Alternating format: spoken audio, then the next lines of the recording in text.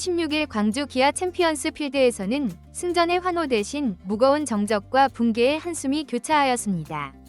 기아 타이거즈가 KT 위즈에게 0대3으로 완전히 패배하며 시즌 첫 무득점 패배의 치욕을 겪었을 뿐만 아니라 선두타자 박찬호가 헬멧을 던지며 화를 표출하여 태도 논쟁의 불씨를 스스로 당겼기 때문이었습니다. 타자들은 노장 최영우의 우측 필드 안타 하나에 그쳤으며 18명의 타자가 연속으로 범타를 기록하는 최악의 침묵으로 패했는데요. 선발과 불펜 투수들이 최소한의 실점으로 버텨주었음에도 내용면에서는 완전한 무력함 그 자체였습니다. 그리고 그 절정이었던 박찬호의 헬멧 던지기 장면은 결국 충격적인 품행 논란까지 일으키고 있는 상황인데요. 관련 소식 신속히 알려드리겠습니다. 기아는 그날 경기 이전까지 8승 10패로 7위 자리를 유지하고 있었으나 16일 0대3 패배로 공동 8위로 추락했습니다. 시즌 초기 갑갑한 흐름을 간신히 탈출하고자 13일 SSG 랜더스전에서 11점을 얻으며 폭발적인 공격 능력을 보여준 지 단지 4일 만에 비참한 결과였습니다. 당시 선발 선수 전원이 안타를 기록하는 성과를 이루며 활발한 공격의 시작을 알렸던 이범호 감독의 기대는 16일 광주의 반공기 속에서 차갑게 사그라들었습니다.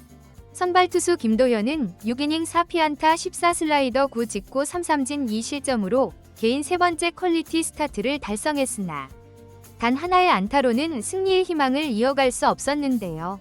전상현, 황동하, 이준영, 김건국으로 이어진 불펜 투수진도 최소한의 실점으로 버텨주었지만 득점 지원이 전혀 없어 마운드의 노력은 헛수고가 되었습니다.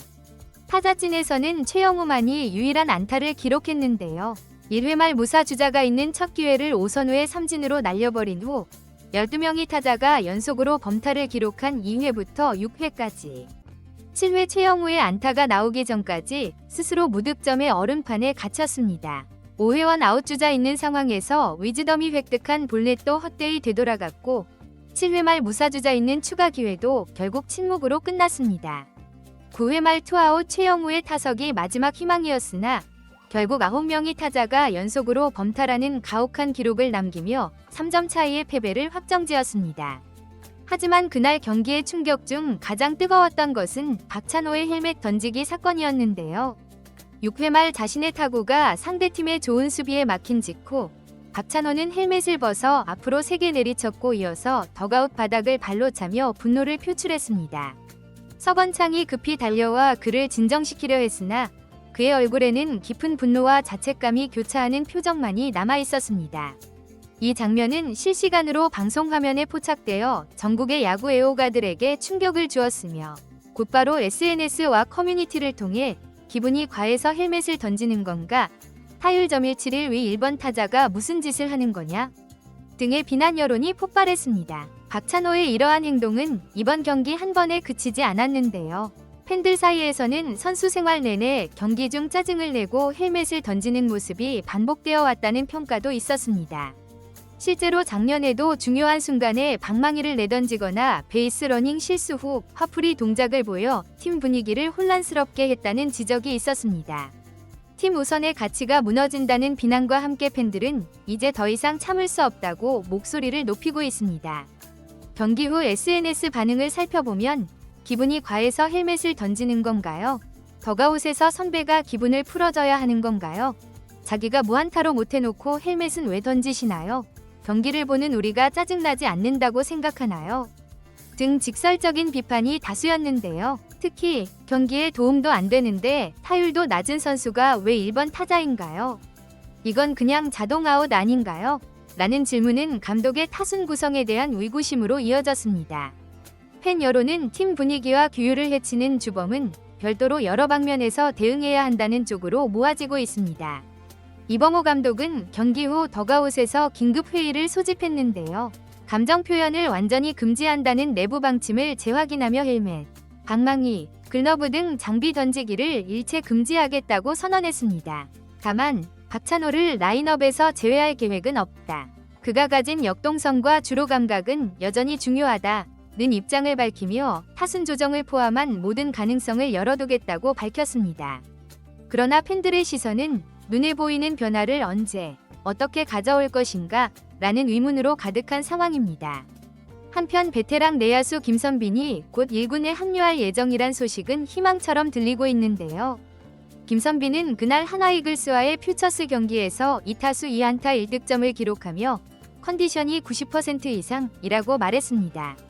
코칭 스태프는 김선빈을 1번 혹은 2번에 배치해 출루율을 향상시키는 방안을 검토 중이지만 복귀 직후라 체력 부담과 수비 범위 축소 우려가 따르고 있는데요.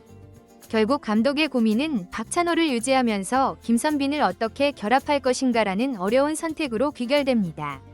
박찬호의 헬멧 던지기 사건은 단순한 감정 발산을 넘어 팀 규율 붕괴라는 심각한 후폭풍을 불러오고 있는데요. 경기 중 상대방의 좋은 수비 하나에 격분하여 장비를 던지고 덕아웃 바닥을 발로 차는 모습은 동료들에게 지금 분위기를 어떻게 바꿔야 할지 라는 불안감만 안겼습니다.